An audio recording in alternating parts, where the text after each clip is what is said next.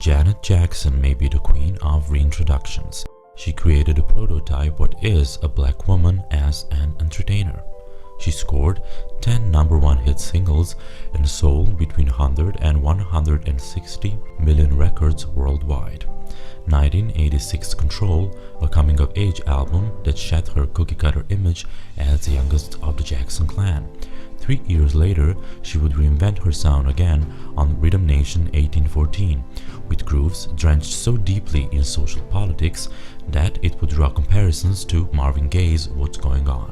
The sultry persona that emerged from 1993's Janet would prove to be her next and most defining phase, one that will set the blueprint of sexual exploration of black women. 26 years ago, Janet Jackson provided the world with a second wave of her independence and, in doing so, created an intimate record that detailed her relationships, both emotional and physical. Janet is Jackson's manifesto of sexual liberations. Its execution was rebellious, boldly stating that black women didn't have to be exploited to be considered sexual. The title Janet without a last name was a statement that she didn't want or need to ride on the legacy of her family name. The now iconic cover, a tightly cropped portrait of her face, was revealed in full on September 1993 cover of the Rolling Stone. Janet stood shirtless, wearing only unbuttoned jeans, with Dan, her husband, hands covering her breasts. On the heels of inking $40 million record deal with Virgin Records, Janet used elements of hip-hop, house, and even classical music to lead her sexual awakenings. It was a form of feminism in a way that hadn't been packaged across country before, one that was truly intersectional and not delivered by a white woman. White America had Madonna to serve as their sex ed professor, as she danced in a wedding dress in 1984 on Like a Virgin and released a book titled Sex just a year before the release of Janet. But here, Janet was constructing a narrative of her own. We find the 27-year-old on the That's the Way Love Goes, easing Janet's sensuality on you rather than coming on strong.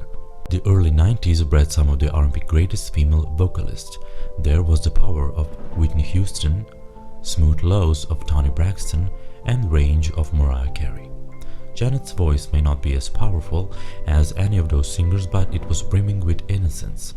Her role as Penny on the Good Times molded her as America's little sister, but in 1993 the country's kid sister has grown.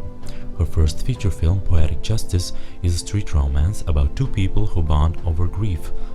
Reversing sex male gaze on popular songs, Janet wasn't afraid to reveal that in that moment she wanted a man to fulfill her needs. The notion that a black woman was taking agency of her sexuality was what set Janet apart from its peers. In Janet's world, she was unafraid to express herself on the world's stage. And then this happened. A wardrobe malfunction at the 2004 Super Bowl would prove that the world wasn't truly ready to receive her. The reaction to that moment that ultimately became known as Nipplegate. She was banned from that year's Grammys, although Timberlake would go on to win 2 awards that night. Her catalog was pulled from Clear Channel Communications, meaning she received no support from TV or radio, and her album sales suffered because of it. When she released her next album, a month later, it was her lowest-selling album. A year earlier, Madonna would make headlines as usual, this time for a kiss shared between her and pop singers Britney Spears and Christina Aguilera. This was praised as an iconic performance, and no careers were hurt in the process. The optics of race is crucial in the framing of how black and white women are perceived sexually. Very different. Janet would be precursor to 1997 The Velvet Rope, an album with themes of BDSM and same-sex relationships, long before 50 Shades of Grey was in the hands of millions of Americans. It was the album that not only made her as a sex symbol but a great pop superstar.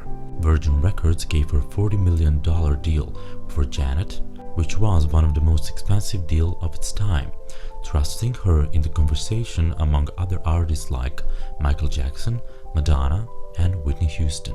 After delivering Janet, she landed a 4-album deal, including The Velvet Rope for $80 million. Janet is a documentation of her legacy, one that we weren't ready to fully process all those years ago. Yet, her legacy as a legend and music royalty is cemented. Even that understanding the importance and impact of women in music on time is hard, and for Black women, even harder, sometimes impossible. If you like this video, be sure to subscribe, follow me on my Instagram account, and support our channel by becoming a patron on Patreon, and with a bunch of rewards help us creating together a great content with your favorite artists. Bye!